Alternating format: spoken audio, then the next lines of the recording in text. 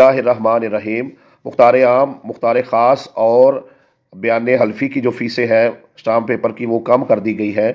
पहले जो है फ़ीसें कम थी, लेकिन पिछले साल जो है ये फ़ीसें बढ़ाई गई थी।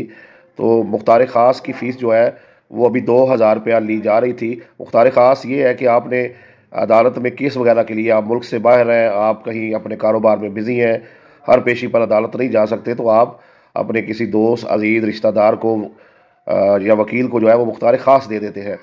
तो उसके लिए जो है अब 2000 से जो है वो कम करके फ़ीस दोबारा से 500 रुपया स्टाम्प की कर दी गई है।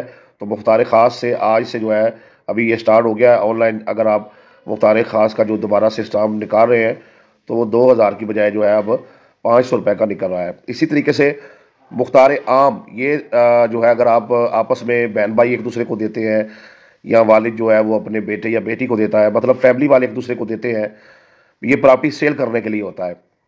तो ये 3000 रुपया कर दिया गया था, जिसे अब वापस जो है 1225 रुपये जो है वो कर दिया गया है। तो ये मुख्तार ख़ास जो है वो उसकी अभी मौजूदा स्टाम्प की फ़ीस 500 रुपया है, जो 2000 से कम की गई है, और मुख्तार आम की फ़ीस 3000 रुपये से कम करके 1225 रुपये कर दी गई है।